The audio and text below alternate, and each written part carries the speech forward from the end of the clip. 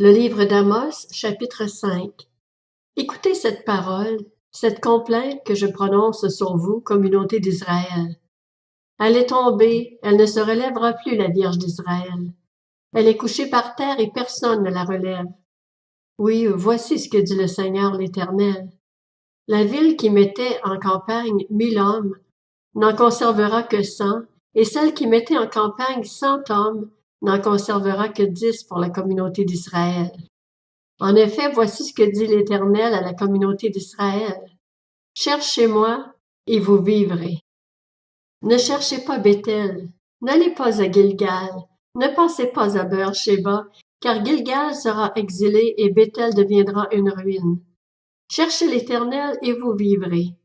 Sinon, il fondra comme le feu sur la famille de Joseph, un feu qui la dévorera, sans personne à Béthel pour l'éteindre. Il change le droit en absinthe et jette la justice par terre.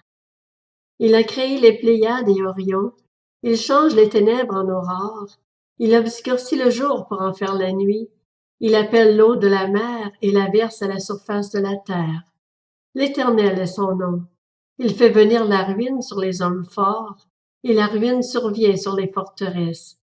Il déteste celui qui les reprend à la porte de la ville, et ils ont en horreur celui qui parle sincèrement. Vous avez exploité le faible, et vous avez prélevé du blé sur sa récolte. Vous avez construit des maisons en pierre de taille, mais vous ne les habiterez pas. Vous avez planté d'excellentes vignes, mais vous n'en boirez pas le vin. En effet, je le sais, vos crimes sont nombreux, vos péchés se sont multipliés. Vous opprimez le juste, vous recevez des pots de vin, et vous violez le droit des pauvres à la porte de la ville. Voilà pourquoi, en des temps comme ceux-ci, le sage se tait, car ces temps sont mauvais.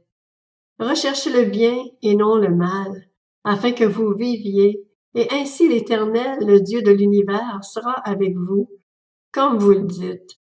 Détestez le mal et aimez le bien, faites régner la justice à la porte de la ville. Peut-être que l'Éternel, le Dieu de l'univers, fera grâce au reste de Joseph. C'est pourquoi voici ce que dit l'Éternel, le Dieu de l'univers, le Seigneur. Sur toutes les places on se lamentera, dans toutes les rues on dira « Quel malheur! Quel malheur! » On appellera le laboureur à prendre le deuil, et ceux qui disent des complaintes à se lamenter. Dans toutes les vignes on se lamentera lorsque je passerai au milieu de toi, dit l'Éternel.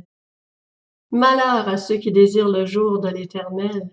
Qu'attendez-vous du jour de l'Éternel?